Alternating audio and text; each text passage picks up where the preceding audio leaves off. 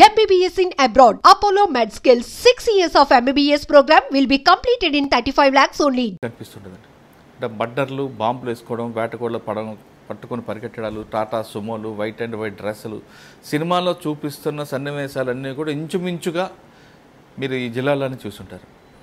Faction పెరగడానికి కారణం ఏంటి అన్నది పక్కన పెడితే దాన్ని కంట్రోల్ చేయడానికి శివారెడ్డి గారు ఏం చేసేవారు, శివారెడ్డి గారికి మర్చిపోని ఘటన ఏంటి, దాంతోపాటు ట్రెడిషనల్ క్రైమ్ నుంచి బయలుదేరిన మీరు ఇప్పుడు సైబర్ క్రైమ్తో వరకు వచ్చారు.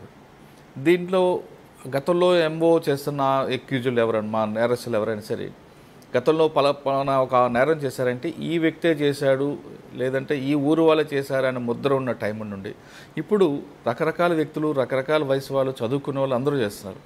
ఈ మార్పుకు కారణం ఏంటి? నెంబర్ 2. నెంబర్ 3, 95లో పోలీస్ డిపార్ట్మెంట్కి వచ్చేసరికి ప్రజలకి పోలీస్ పట్ల ఒక భయంతో కూడిన గౌరవం కానీ లేదా గౌరవంతో కూడిన భయం ఏదో రెండిట్లో ఏదో ఒకటి ఉండేది. ఇప్పుడు పూర్తిగా దానికి దూరం అవడానికి కారణం ఏంటి?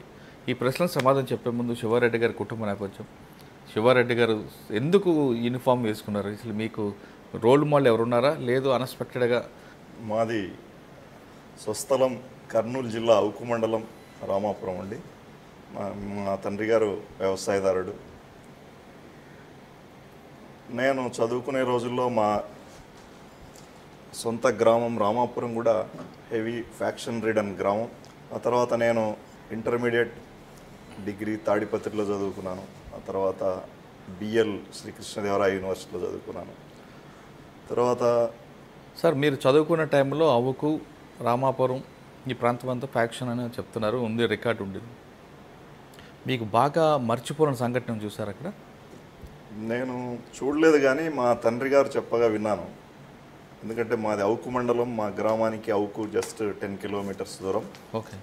అప్పుడు చల్లా రామకృష్ణారెడ్డి గారు మాజీ ఎమ్మెల్యే గారు అవుకు, వారి తండ్రి చిన్నపురెడ్డి గారు, ఆ తర్వాత అటుపక్క అదే మండలంలో బిజ్జం సత్యనారాయణ రెడ్డి గారు అని ఫ్యాక్షనిస్ట్ వీళ్ళంతా ఉండేవారు. వాళ్లకు ఫ్యాక్షన్ రైవలరీ బాగా ఉండేది. అప్పుడు చిన్నపురెడ్డి గారు కోయిలకుంట్ల సబ్ జైల్లో ఏదో కేసులో రిమాండ్ నిమిత్తం ఉన్నప్పుడు ఈ సత్యనారాయణ రెడ్డి వర్గం వారు సబ్ జైలు పైనే బాంబులు వేసి చిన్నపురెడ్డి మీద వారి కుమారుడు చల్లా రామకృష్ణారెడ్డి మీద దాడి చేయడం జరిగింది. దాంట్లో చిన్నపురెడ్డి గారు కర్నూలు ఆసుపత్రిలో చికిత్స చేయించుకుంటూ చనిపోవడం జరిగింది. అది మా ప్రాంతంలో ఆ కాలంలో జరిగినటువంటి సెన్సేషనల్ మర్డర్. దాని తర్వాత చాలా గ్రామాల్లో ఈ ఫ్యాక్షన్ సంస్కృతి కొనసాగింది. మీ గ్రామంలో మీరు చదువుకున్న రోజుల్లో బాంబుల మోత అనేది మీకు కామనా? మా గ్రామంలో కూడా హత్యలు జరిగాయి. మా బంధువులు రెండు వైపులా ఉండి ఫ్యాక్షన్ చేసుకున్నారు. ఆ టైంలో నేను చదువుకుంటున్నప్పుడు ఇదే గ్రామంలో ఉంటే నేను కూడా ఈ కేసుల వల్ల నా కెరీర్ దెబ్బతింటుంది అనుకుంటున్నటువంటి సమయంలోనే ఈ ఎస్ఐ సెలక్షన్స్ రావడం. మొదట నేను స్కూల్ అసిస్టెంట్గా పనిచేశాను పక్కనే కొలిమిగుండ్ల మండలంలో. ఆ తర్వాత అదే సమయంలో ఈ ఎస్ఐ ఇంటర్వ్యూ కూడా చేయడం జరిగింది. ఎస్ఐ సెలక్షన్స్లో నేను రాయలసీమలో 3rd ర్యాంకర్ కావడం, వెంటనే టీచర్ ఉద్యోగానికి రాజీనామా చేసి ఎస్ఐగా జాయిన్ కావడం జరిగింది. ఓకే. ఎస్ఐగా వచ్చినప్పుడు ఫస్ట్ ట్రైనింగ్ అవ్వగానే మీకు పోస్టింగ్ ఎక్కడ ఇచ్చారు? నేను 1995. సార్ అప్పుడు మీరు ఎస్ఐ టైం సెలెక్ట్ అయిన టైంలో ఇంటర్వ్యూ టైంలో కానీ మీ బ్యాక్గ్రౌండ్ చూసినప్పుడు ఫ్యాక్షన్ గ్రామాలు కనిపిస్తున్నాయి కదా, దీని ఇంపాక్ట్ ఏమైనా పడిందా ఇంటర్వ్యూ అప్పుడు కానీ? ఇంటర్వ్యూలో విపిబి నాయర్ గారు అప్పుడు పోలీస్ రిక్రూట్మెంట్ బోర్డు చైర్మన్గా ఉండేవారు. వారు మా బ్యాక్గ్రౌండ్ అంటే ఎడ్యుకేషనల్ బ్యాక్గ్రౌండ్ చూసి ప్రశ్నలు అడిగారు. నేను లా చేశాను, ఆ లా పైన కొన్ని ప్రశ్నలు అడగడం జరిగింది. దాంట్లో నేను సంతృప్తికరంగా సమాధానాలు ఇవ్వడం జరిగింది. తర్వాత 95 అప్ప హైదరాబాద్ ఫస్ట్ బ్యాచ్ ట్రైనింగ్ మాది. దాంట్లో నేను మా బ్యాచ్లో టాపర్గా నిలవడం జరిగింది 1995. అంటే గ్రామం గురించి మాత్రం అడగలేదు? గ్రామం గురించి అడగలేదు, ఓన్లీ ఎడ్యుకేషనల్ బ్యాక్గ్రౌండ్ గురించి అడిగారు. అచ్చా, ఓకే. తర్వాత అండి ఫస్ట్ పోస్టింగ్ ఎక్కడ? తర్వాత అనంతపూర్ జిల్లాలో నేను ఫస్ట్ పోలీస్ స్టేషన్ ముదిగుబ్బ, ఆ తర్వాత కదిరి, తర్వాత పెద్దపప్పూర్ నియర్ తాడిపత్రి, తర్వాత కళ్యాణదుర్గం, రాయదుర్గం, ఇలా పోలీస్ స్టేషన్స్లో పనిచేశాను. సరే, ముదిగుబ్బ కదిరి ఇవన్నీ కూడా కరువు ప్రాంతాలు కనిపిస్తుంటాయి. అవును. అక్కడ వర్షాధారం మీద ఆధారపడే జీవితాలు ఉంటాయి. అక్కడ నుంచి వలసలు కూడా ఎక్కువగా వెళ్ళేవారండి. అక్కడ హ్యూమన్ ట్రాఫికింగ్ అవ్వచ్చు, పింప్స్ కానీ వీళ్ళందరూ కూడా ఎక్కువ కనిపిస్తుంటారు కదిరి ముదిగుబ్బ ప్రాంతంలో.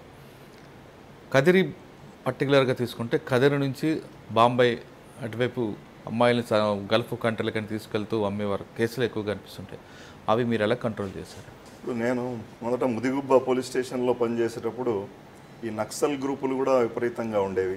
సూడో నక్సలిజం గ్రూప్స్ ఉండేవి. ఒకవైపు ఫ్యాక్షన్ కొన్ని గ్రామాల్లో ఉండేది. అక్కడ ఇందుకూరు శ్రీనివాసరెడ్డి, ప్రకాష్ రెడ్డి అని ఇద్దరు వ్యక్తులు, అక్కడ పరిటాల రవి వర్గం వాళ్ళతో సంబంధించి ఫ్యాక్షన్ ఉండేది. తర్వాత